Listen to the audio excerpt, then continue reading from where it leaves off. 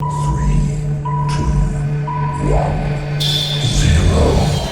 afternoon, everybody. My name is Wolfie, and I'm bringing you a brand new channel called Watchdog Wolfie. Although we don't agree on much anymore, I think we all can agree that 2016 was one of the craziest years ever. I mean, look how much shit happened. Nobody knew what the heck was going on. Everything that wasn't supposed to happen, happened. Everything that people said wasn't going to happen, happened. But if you think 2016 was a roller coaster ride, you better buckle up, because 2017 is going to make it look like a carousel. So if you're sitting there wondering, what the hell is going on? Trying to figure out whether the United States elected Hitler, or if the media is just making shit up. Well, over here at Watchdog Wolfie, I'm going to give you all of the information that you need to figure that out for yourself.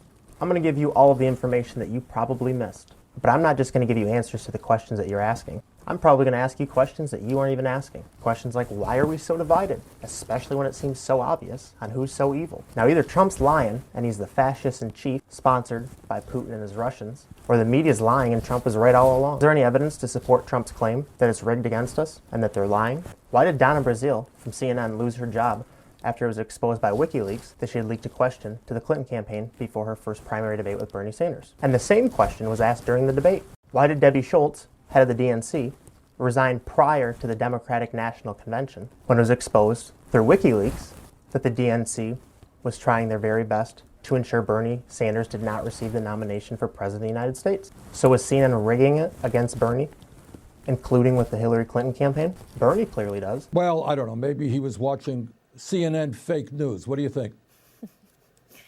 You don't buy it. That was a joke. I know it was a joke. I'm saying you don't buy what he said, obviously. We are back. Senator Sanders is back with me, and I want to apologize to our viewers, obviously, for that technical issue. So is Bernie joking, like he said he is? Would you be joking if you got the presidency stolen from you? From the same media organization that you're sitting there calling fake news? Would you be sincere? I bet you would. But aside from that, how come Tulsi Gabbard, the first congresswoman, Democratic congresswoman, to support Bernie Sanders for President of the United States? Why did she resign as vice chair from the DNC when she found out last February that the primary and the entire DNC was going to be rigged against Bernie Sanders? Also, why is the same congresswoman visiting Trump right after he wins in Trump Tower? And then right after that, why is she going to Syria on a truth-seeking mission in order to expose or figure out what exactly is going on, who the enemy is, and what is the problem? Only to come back and conclude that the United States of America is arming ISIS. How does the media respond? Fascist. She's really a fascist? So now that we've seen all the effects WikiLeaks has had in the last year, how come the day before the New York Times posted this article about the Republican Speaker of the House, Dennis Hazzard, and his sexual abuse? So why did Hillary Clinton's campaign manager, John Podesta, receive an email saying that Denny might have to go to an undisclosed Japanese island? Or why this email that was released by WikiLeaks shows an email going to John Podesta, something about 6 grown-ups and 2 toddlers. And one of the toddlers touching somebody's nose at 5:45 in the morning?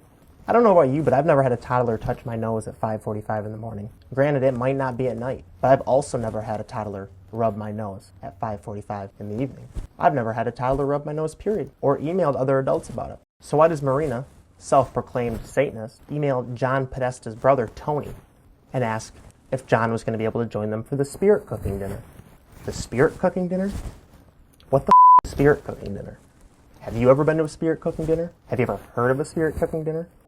Or why is John Podesta a co-founder of Media Matters, whose other co-founder is David Brock, ex-lover of James Alefantis, the 50th most powerful man in Washington, D.C.? And what does he do? Owns a pizza place, of course. So here you see James on Instagram taking a picture of his boyfriend David Brock. And clearly this is him because he gets his letter from Hillary Clinton. So why is this same guy on the same Instagram account posting pictures like this? Of this little girl with her arms taped on a table. Or this picture of a German baby with a price tag next to it. Or check out these comments on this picture of this concrete room. Who comments on a picture of a concrete room and says shit like that? Because what little kid doesn't like pizza? Why does the pizza place that he owns have these creepy pictures on the wall? And why did somebody go in there with a gun shortly after this Pizzagate exposure started and claim that Pizzagate was putting lives in harm, so they shut it down, deleted off Reddit? Or why 2.3 million people protested in South Korea over their president who got caught being a puppet for a shadow government who is also into pedophilia and satanic rituals. I know what you're thinking. Oh, that could mean anything. Yeah, it could mean anything. Spirit cooking could mean anything. Look it up. Look it up what spirit cooking really means. Also, how come Ben Swan from CBS did this report on Pizzagate, laid out all the facts, went viral on YouTube, went viral on his Facebook? How come that was removed along with all of his other social media accounts? Why were they suspended? Coincidence? Here's the kicker though. Media's been absorbed by he's a racist, he's a xenophobe. Any name you want, you can call him. And while you've been trapped in this rhetoric, the biggest sex trafficking busts have occurred in United States history. San Diego, Chicago, Tennessee, and across the globe. There was one in the UK. There was one in Haiti, which Laura Silsby, related through the Clinton Foundation, was caught trafficking children out of the country. Or how about this? 3 days after they closed the Clinton Foundation in Haiti, this pedophile sex trafficking ring was busted. Also, the Strongville International Adoption Agency just got shut down by the feds. All coincidence? Ghana just had a big bust. And guess who had a foundation in that city? The Clinton Foundation. So to all you people looking to get informed, because you're trying to figure out what the hell is going on, you found your man, Watchdog Wolfie. Stay tuned for the next episode, where I bust the lid off something that probably wasn't supposed to get busted wide open.